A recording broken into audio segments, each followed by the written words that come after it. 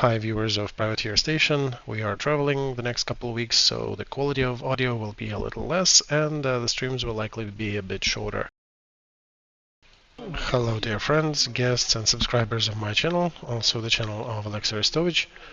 We have a live stream. Alexey is online with us. Good evening. Good evening everybody.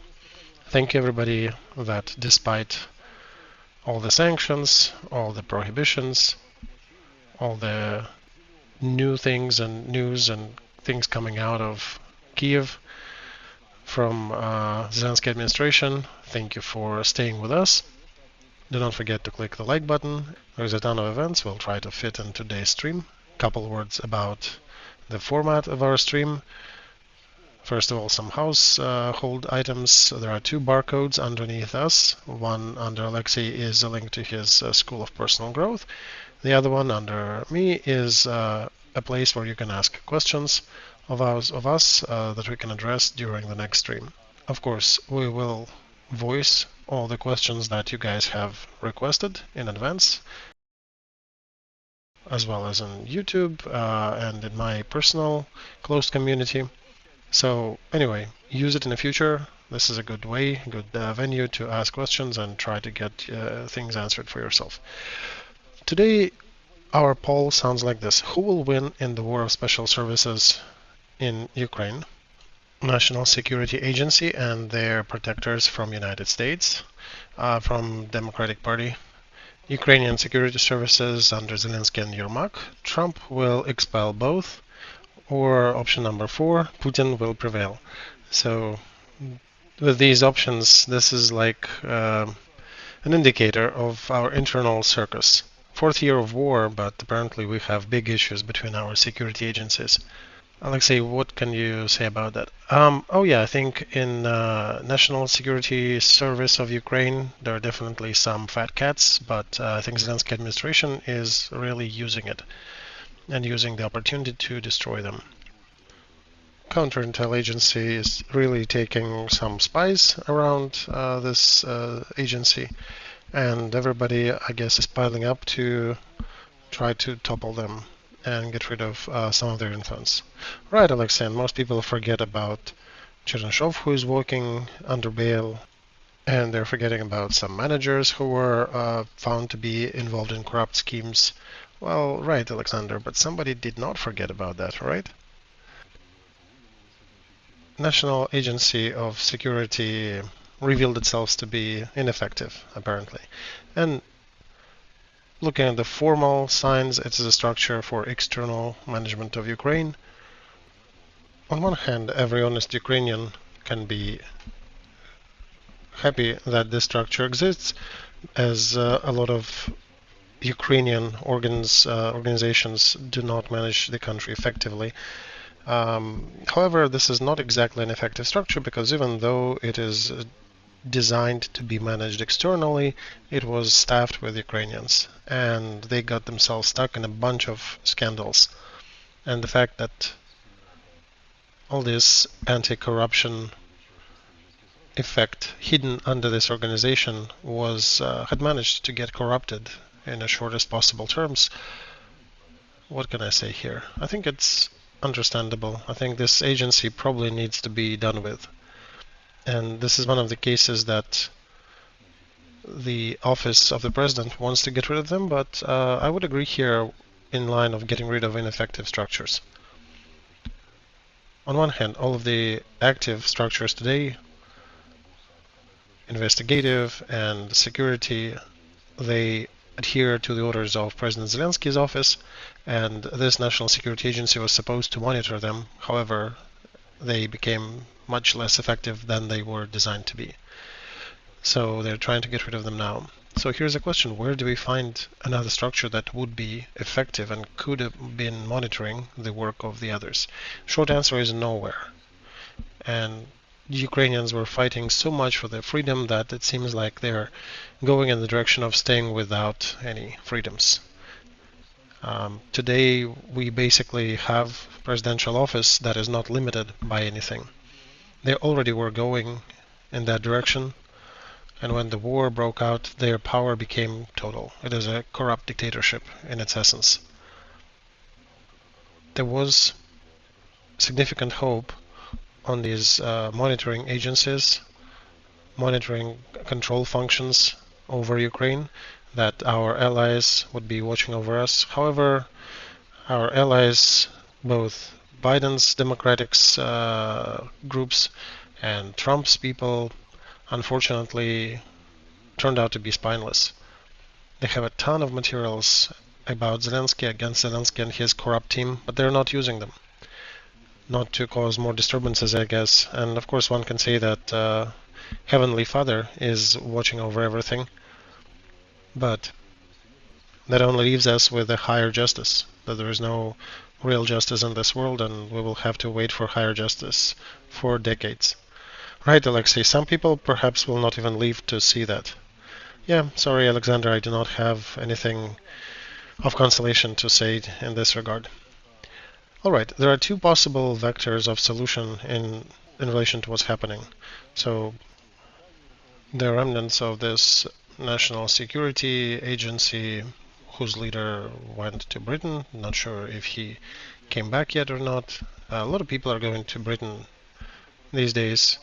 A bunch of Ukrainian celebrities, especially recently, there was a Usyk fight, and some battalion commanders from our social media and a bunch of other celebrities were visiting London. But what's going back to our two options here? Having suffered a significant blow on anti-corruption system, it will start to spew compromising materials about Zelensky and everybody else as a pushback. And the second option, everything will lie under the president's office, and it will be the country run by Yermak and Zelensky. Which version do you think is more preferable?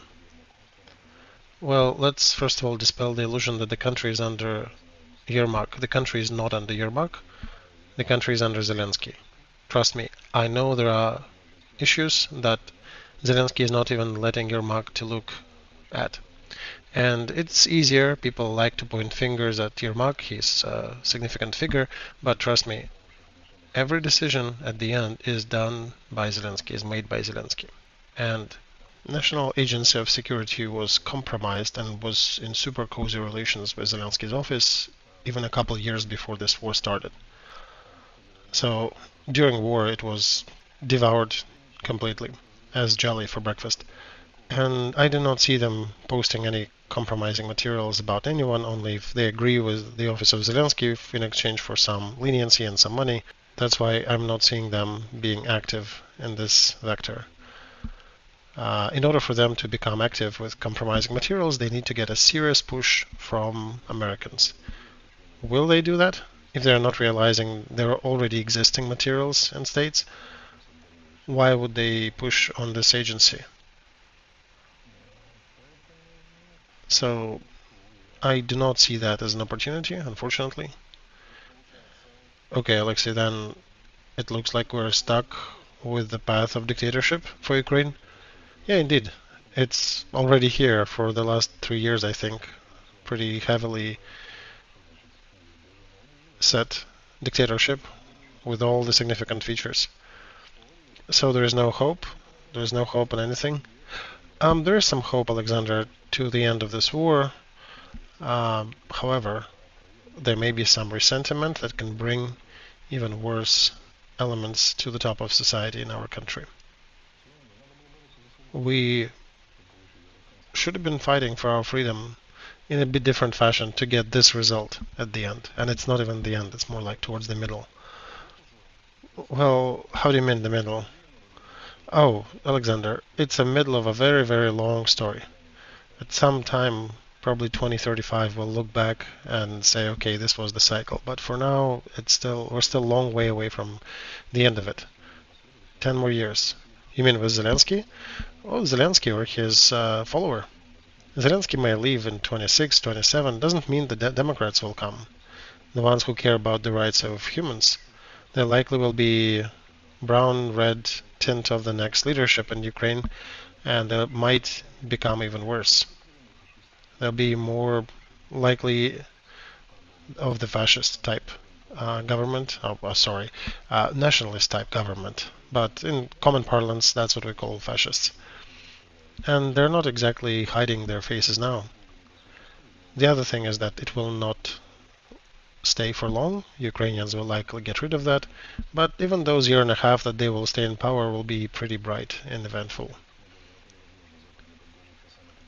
Look, we're saying here, this is impossible. The West will not support that. But look at whom the West is supporting in Syria. Why don't they support somebody like that in Ukraine? Yeah, Zaluzhny is quite a character. There are more new details coming out about this operation on the territory of Druze population, where they were changing uniforms, caught somebody, how revealed the details of the whole operation, which is horrible. Under the enemy's flag, jihad continues despite the change of leadership. So let's go back to politics. Why do you think it will be sticking with the red-brown path for Ukraine in the future? A lot of people, and let me clarify here, a lot of people draw parallels, in our case, with the beginning of the past century. All these Petluras, Skoropadsky situations, all that motion that was happening in Ukraine, well described by Bulgakov, by the way. And many people, I think, are correct comparing it. It did not last for too long. In history, it somehow outlined a significant path to our sovereignty, but in years it didn't last long and it didn't lead to fascism. Why do you think it may lead to fascism now? Oh, they just ran out of steam. If we had 2 more years, those governments in early 20th century, they would have gotten to it. Red because the leftists are coming, brown is the color of the fascists, right? So fascist, leftist, socialists are coming in. This will be an explosive mixture of leftism with the fascism, national socialism, right? There'll be social nationalism or national socialism, whatever you call it. As one friend of mine said, however you kick the stool out of those leaders, they'll still be national socialist. And it will be longer because back in the 20th century we did not get as much help as we are getting now. Ukraine exists because of this help. By itself, it's incapable neither demographically, nor economically, nor socially, nor managerially to stay afloat for too long. Look at southern Vietnam. How many years did they resist, even after Americans withdrew? For quite a while. So likely the situation will be mirroring that here in Ukraine. Also, Russia is not in the best shape. Russia is poorly managed. Their leaders are not too talented. And the war changed its character very significantly. But we're now in some sort of positional fighting like in the First World War, where it may take you 2 months and thousands of lives to push the front by a couple hundred yards. While in Ukraine in the 1920s there was a war of maneuver. It was a civil conflict, but it was very maneuverable. The whole success of Makhno describes and outlines what kind of war was it. Very fast, very high maneuver rates in the depth of the enemy. So all the processes I see will be taking time, will be rather slow, and we unfortunately are seeing a lot of red, brownish trends rising their heads in Ukraine. And I feel very sorry for Ukrainians who live in the country. Some people apparently feel themselves okay, they can leave the country to see the fight of Usyk and United Kingdom, but most of Ukrainians don't. Alexei, why did they sanction Yulia Latynina? Oh, simple. They want to cut her streams propagation in Ukraine. It doesn't help. People will continue watching it through VPNs and other means. People cannot make a step back and see how it is being viewed from outside. A collection of gnomes, that's National Security Office. They're sitting thinking, why do they need to sanction Latynina, Shelest, and Arestovych? And apparently our 3 have done a ton of crimes against Ukraine, And most of our crimes can be described as us not treating the supreme leader with given piety. You know, funny thing, Balashov, after I was sanctioned and you were sanctioned, I think he also, after seeing us attacked by Zelensky government, he went out with criticizing us a lot. Right, and then his karma caught him and bit him in the butt. Yeah, he is not too smart of a person. And with Zelensky government, however deep you look, it won't get you where you want to. And thing is, before you and I were sanctioned, Poroshenko was sanctioned first. And given the depth at which he is performing these oral praise of Zelensky, he's still gotten into that sanction list. He's basically saying exactly opposite of what we are saying. We're criticizing Ukrainian government. He is praising it. So sanctions, in my view, have nothing to do with what you are saying about Ukraine, whether they see you working for Moscow, working for United States, working for anybody else. This is an instrument. The way they see it is an instrument to fight with opposition. And there were several interesting statements about Zelensky from Great Britain that outlined that Zelensky destroyed political opposition. And you could see this week some of these articles starting to gain momentum in the Western media. They're actually pretty accurate about the reality. Alexey Hirsch, what does it mean that they wrote that Zelensky might be removed by force and Zaluzhny might be placed instead of him? Well, it's one of the options. It's been discussed for a while, mostly in Ukraine, that Zelensky will be removed by force, not because we have to use force, but because he doesn't want to leave on his own. And yeah, they can just pick time when he'll be visiting the front, or, you know, AC can explode. But what then? Okay, Zaluzhny is in power.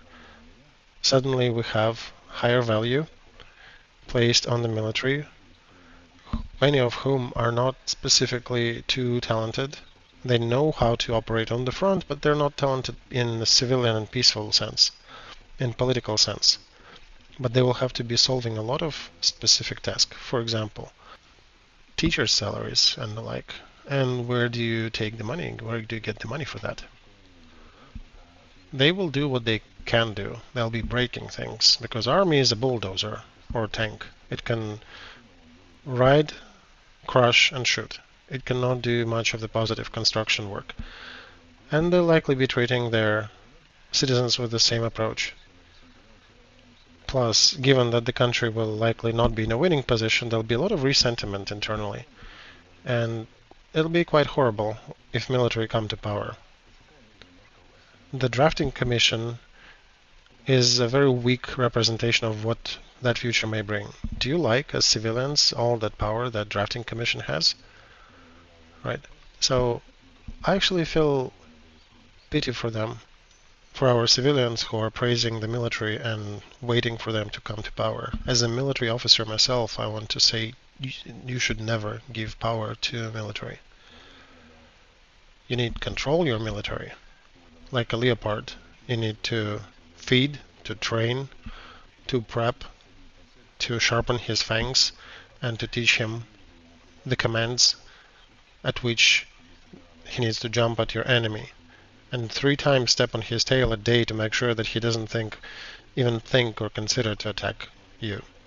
Because this will be a catastrophe for Ukraine. It will run out of Ukraine real fast if we put military authorities in power. Well, maybe it will be for the better, because it may actually expedite everything for the country, and that system may die out soonest.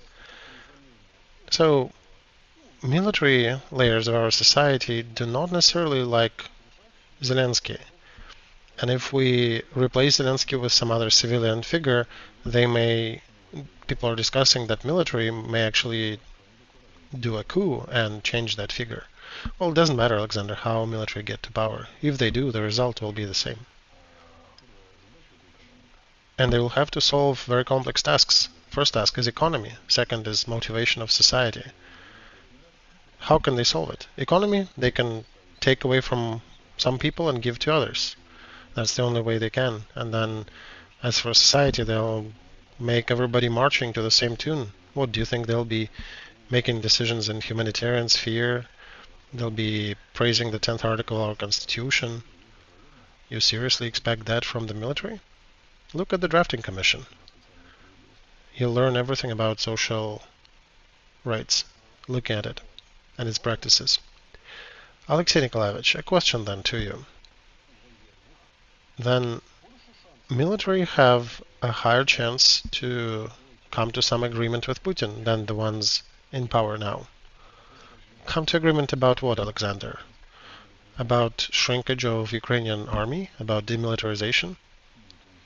No, they don't have better capability. Military were more or less adequate in the April of 22. Unfortunately, by now we have a different trend in the army. The ones who are pushing to continue fighting to the end to capture back those 4 districts, pointing finger at bad management of the office of the president, which is also correct, but it's not just the office of the president that is fighting. Military also has something to do with waging war, right? So I am very skeptical about any figure coming from the military sphere in Ukraine who can reliably and effectively strike agreements with Putin. These organizations, these big corporations, they finish their wars that they have not finished earlier. So guys, just pray that military never come to power in Ukraine. Because compared to them, even Zelensky's government is awesome. If it's military in power in Ukraine, you can turn off the lights and leave. Alexei, they're saying Istanbul is going to be at the end of this week. Umerov is still the leader of delegation. And I noticed an interesting story related to that. Very few people commented on this. All past week we've been listening different statements from Russians who are saying that people come down, hold her, push Ukraine so that they would negotiate with us. These were the screams from Russia. Peskov, Zakharova, they were all expressing that same concern that somebody needs to make sure Ukraine goes to negotiations. Then Zelensky changes its cabinet of ministers, reshuffles the beds in the whorehouse, and now he's coming out to the media and saying we suggested to Russians to hold a 3rd round of negotiations in Istanbul. And this will be a preparatory round to the meeting of leaders. In Moscow, they're also preparing for Istanbul meeting. So what do you think that 3rd round will be about? Well, probably about nothing. They'll likely agree about exchanging more prisoners of war, some bodies. I do not see it as a big step forward. I'll quote even Pavel Shelin here, but even if I would save myself, I would likely be saying the same thing as he just did. The war may conclude only by two reasons. First is victory of one of the sides, which we're far away from. And second, if negotiating positions more or less coincide, which in case of Ukraine and Russia is very far away from truth. So the war is likely to continue. In Russia recently there was a cascade of changes in the link between the commander of division, commander of the type of military. So that means that they were studying the effectiveness of different leaders of different branches of their military, and they're changing the existing ones, the non-effective ones, for the ones they think can do better. So that means that they are about to implement new program, new direction, and we're likely to continue seeing new developments on the front at the beginning of August. Do you think they'll change something drastically and they'll roll further and with more vigor and surprise?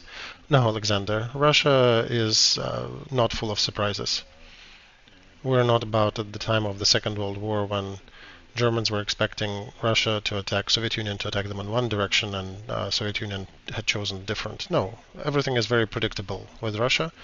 They're following in the framework of a very predictable conflict, Donetsk, Lugansk, Kharkov as buffer zone, and Sumy, and the 4 districts that they claim, that's what they're trying to realize. They'll just use their resources they accumulated in the same old directions. They perhaps will continue or try to continue to encircle Pokrovsk, and they will try to get to Slavyansk and Kramatorsk. This is their plan. Plus, Kupiansk direction is also of big interest to them.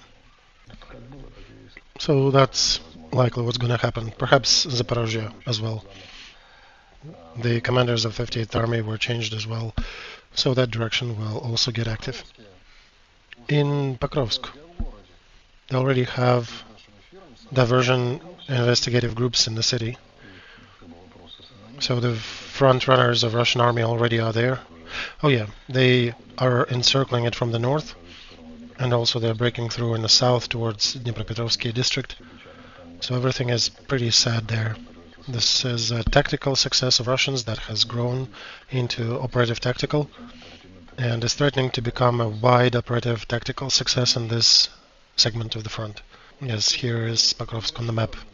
So, surprisingly, we just before the stream heard that there are several of Russian groups already infiltrating the city, and one of the videos was that Ukrainian vehicle was driving basically in the limits of the city, and they were shot at, and one of them was wounded. Yeah, you know, not necessarily. Could have been the real Russian group, could have been just somebody panicking. When situation gets tough, people get jittery, they can shoot in the direction where they shouldn't be. But it's difficult to tell. Probably the question is, how shall we organize the fight for this township? If our generals will again send a bunch of troops into this town, we'll likely bury another unnamed quantity of our troops defending unnecessary position. Russians have already taken, I think, 15 townships in the same schema, and our genius commanders are failing to understand that you do not need to defend the township. You need to concentrate on cutting the flanks and their flank attacks. We can talk about that on some other occasion. Alexey Nikolaevich, we're still looking at the map. What is that new direction near Kharkov? Is it pulling our defense forces there apart, or... Well, this is rather standard. Frunze Academy. 10 Stalin's motion. Standard pincers. Small pincers, large pincers. They continue using the same basic principles, and it works with amazing result. And with equal dumbfoundedness, our generals continue to be caught in the same trap over and over again for the 4th year of this war. There are a lot of mysteries in the war. For example, it is still not exactly agreed upon how many planes were on the aircraft carrier at the Battle of Midway, and fighters, participants of those battles, are giving different data. And this is just about one parameter, the number of planes on the aircraft carrier. That once again outlines how complex warfare is and how different people perceive things as they're happening. But given that I know quite a bit about the military history, there'll be another question that will probably concern military historian: how can Ukrainian leadership, military command, continue losing townships and parts of defense line on the same schema without any simple attempt to think it through, to correct their behavior? Perhaps they are thinking about it, but it's not getting projected into reality in any fashion. All of the famous strategists, Sun Tzu, Machiavelli, Manstein, they're all turning in their graves if they could ever understand why Ukrainian command is doing it. You know, there's a crude old saying: when the third husband is beating you just like the previous two, it's not about the husbands. Perhaps stop accusing the mirror and maybe start looking at yourself.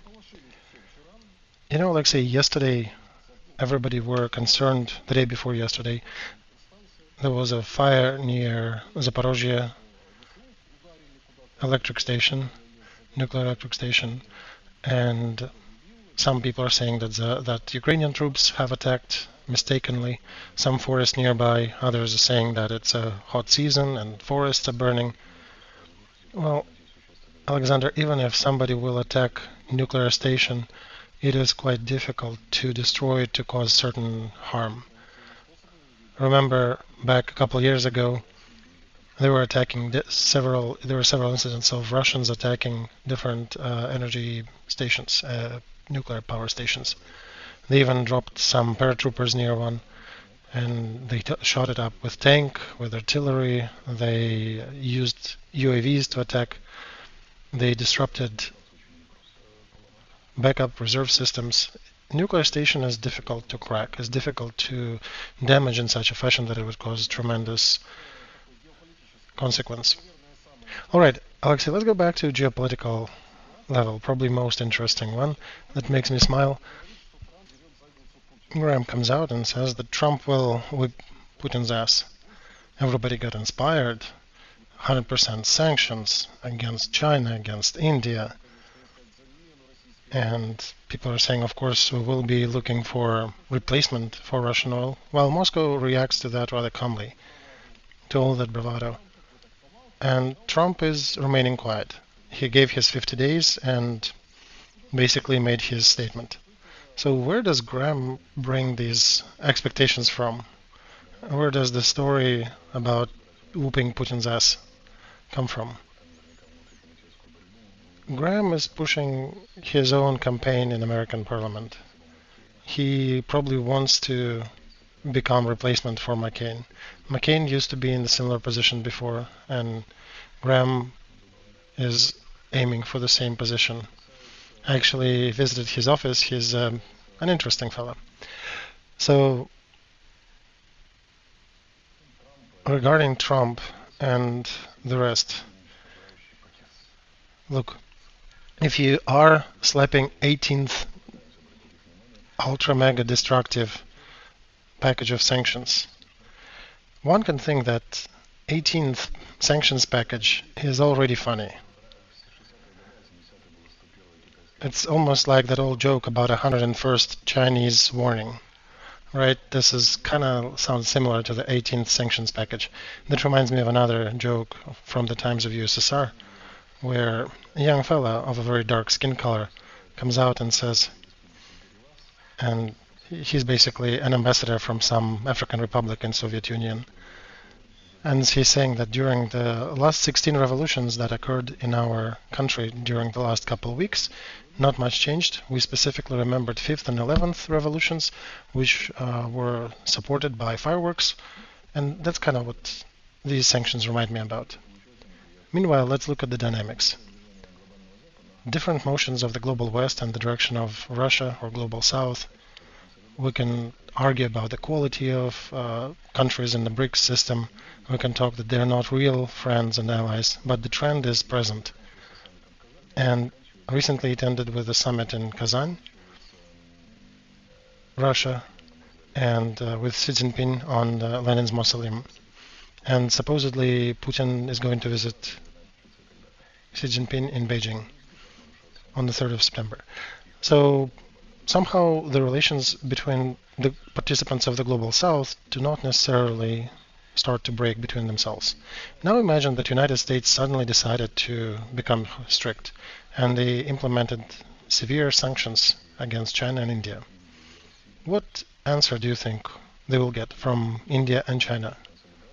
Do you think it'll bring perhaps to more consolidation between those camps? Yeah, China is already saying, addressing Europe, what sanctions? Make sure you think twice before you implement anything against us. So they will likely be taking their own measures. We do not know the efficacy of the first measures and the secondary measures too.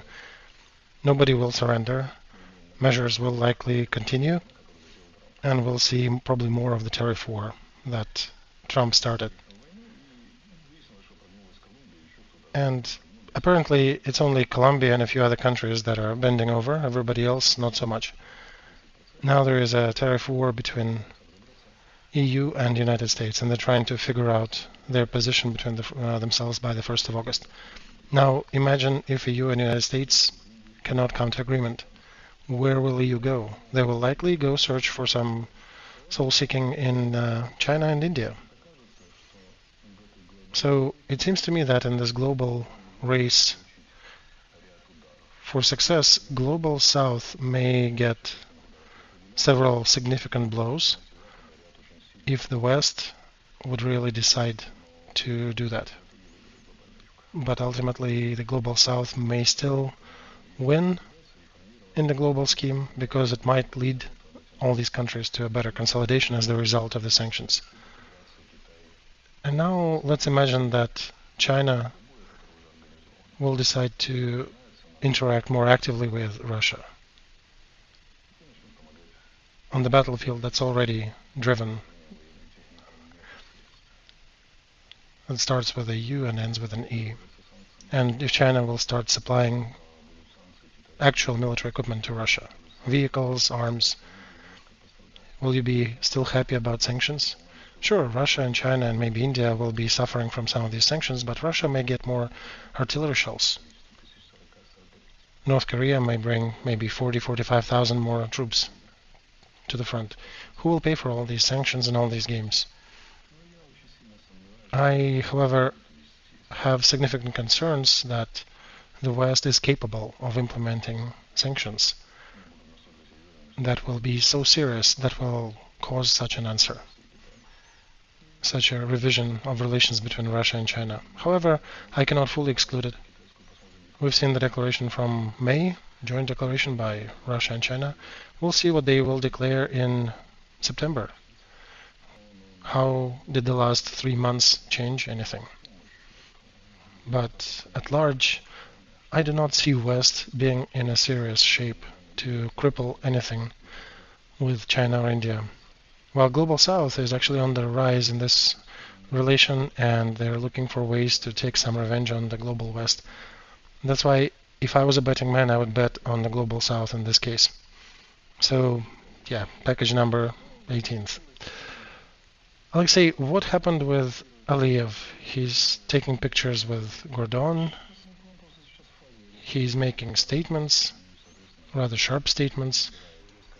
Oh, Alexander, everything is rather simple with Aliyev. He's in a sharp anti-Russian phase now, and he's picking sensitive information points that can poke Russia in the information field, in protocol ethics, in the symbolic sphere. Everything is quite understandable. He's demanding Russia to compensate them for the downed plane, passenger plane that they shot recently. Russia is being stubborn. Russia is arresting Azerbaijani in Russia, refusing to fulfill the demands, reasonable demands for compensation from Azerbaijan. So this is a war, a cold war of a kind in the information field, and they're picking measures that are relevant to that level of escalation. This is not really a hard principle position. We saw the games between Turkey and Russia after they shot down the Russian jet. There were quite significant statements and posturing on both sides, and then eventually they found some relative peace. So many things may change. Well, it's just, Alexei, in Ukraine it was taken as Gordon is now saying my second home is Azerbaijan. Oh yeah, the usual purple ray. Understand, Gordon is the media figure. He picks the more media-worthy events. And as for Azerbaijan, we'll see how it develops. If Azerbaijan combines with other Turkic-speaking countries of that culture, that may lead to something, but for now it is not, because Tehran can essentially spread its influence all the way up to Siberia and Yakutia up north. So if one goes to the symbolic space, Russia has 3 players who are playing against her symbolically and historically, same enemies that Byzantine had. West, Khazars, the East, and Muslim world. So Turkish world. Turkic world. They're not all Muslim, but they're Turkic people. And this is a combination of geographic and political and cultural layers. So Russia will have to face this threat as well. And if they'll continue being dumb, playing rough games, they will likely have to face these issues too. To put it lightly, Russia is not in a good shape as well. And it doesn't seem that they can get to the good condition, to the good level of readiness. The war made them turn in the needed direction for them, for their development, not for us, not for Ukraine, but as for peoples in history and their meaning in history, it turned them in that direction that they started asking questions. Who are we? Why are we? But they're doing it so slow and ineffectively, and I'm not quite sure if they'll have enough time to be in a better shape before it's time to face Turkic people. So Ukrainians are asking themselves another question. First meeting of National Security Office, Umerov is a secretary. Zelensky comes out with a statement. Yes, Zelensky, by the way, announced that there'll be a third round in Istanbul on the 23rd, and they'll be discussing the meeting of leaders of Putin and Zelensky in the future. And it's almost like some holiday with this regime. They are introducing some amnesty. They built in another holiday that they announced, and they forbade extensive audits and checks of businesses. Yeah, they did. And today and yesterday they sent messaging to teachers and schools to reach out to parents to make sure that the kids return to the country, that there'll be no extra sanctions or anything in the country. And I think this is basically indicator of the dwindling resource base, because all the peasants, all the serfs ran across the river, across the border, and now they have to return them back somehow, because otherwise it is nobody to gather the funds from. I think it is the influence of Sviridenko as the new prime minister and his plans to bring back the children, to stop extensive audits of business. This will not help significantly. Look, in Ukraine we have a system of relations of the 17th century. Lords, sublords, and the serfs. And however much you praise the serfs, they're still the serfs. And the lords are sitting around the president and partaking in that feast. The core of this system is remaining, unfortunately, the same, and it needs to be replaced if we want to be more effective. That system is just fractalizing itself, duplicating itself everywhere, in the army, in the schools, in business. In Ukraine, there is an interesting thing happening that I don't think has exactly similar things happening in the 20th century. Look, our prime minister agreed to be the minister of defense, and the secretary of the Council of Security decided to be his what? His replacement, his deputy. So they went down. They took a position lower than they were on, basically got spat in their faces, and they just wipe it off and continue carrying out their duties. What is that about? Zaluzhny agreed to become an ambassador in London after being the head of the general command in Ukraine. What is that about? How can one explain that? Is that about freedom? About work for the country?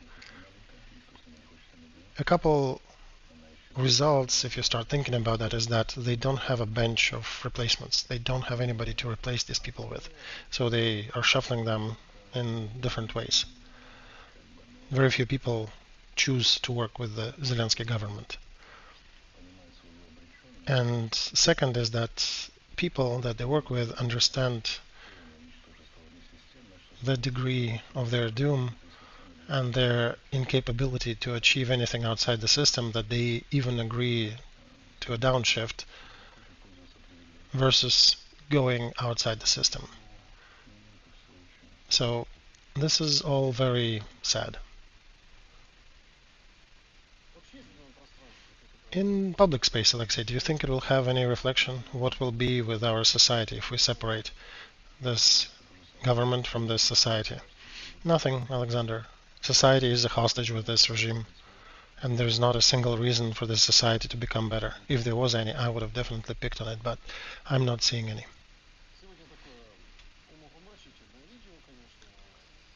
Today there was a video that was going viral on the webs, who was playing guitar, and she asked him to sing a song "Childhood" by Yuri Shatunov, a Russian singer, ex-Soviet Union but Russian singer.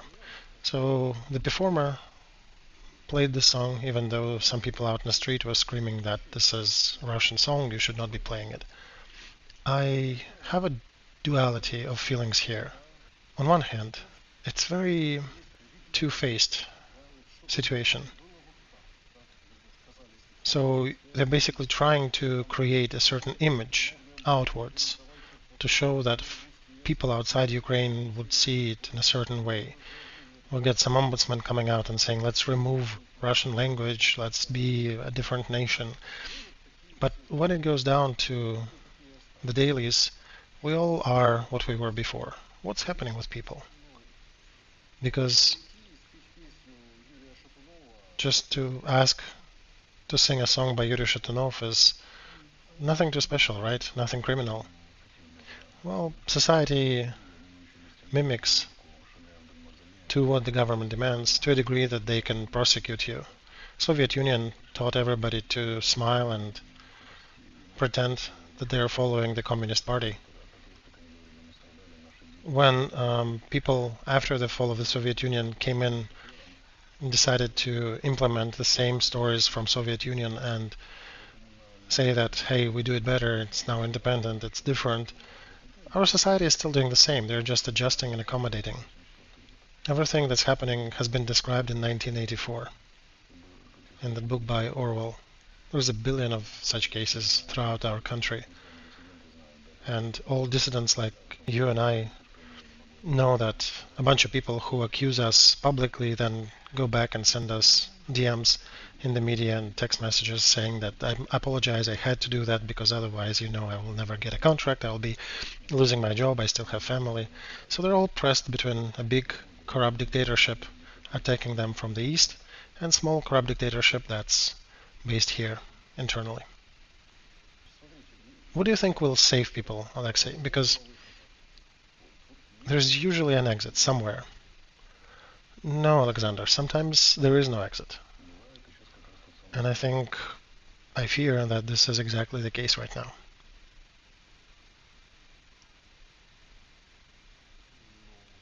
Well, do you think these square yards are worth it? Well, nobody is asking their opinion. They're not allowed to express their opinion. The only shape they can choose to rebel is rebellion. Or they can run, they can flee the country, but it's very limited in both options. I can quote you something from Strugatsky from the Inhabited Island, if you allow me. It was a very interesting conversation between Maxim, who had blown up the command center, who was brainwashing everybody and sending propaganda throughout the nation, and another resident from planet Earth who was the undercover member of the government, and he was preparing a different, slower way out for people of this planet. And Maxim is saying, well, after blowing this up, the revolution should start. So this undercover fellow asked, why do you think so? Well, there is no more race. People understand that they are suppressed, that their life sucks, and they will rise against their power. Where will they rise to? Who will rise? The unknown fathers of this nation are still alive. The guard is all mobilized. It's martial law in the country. What are you expecting to happen? And they also have mobile propaganda units, even though you destroyed the central hub. Everything will remain.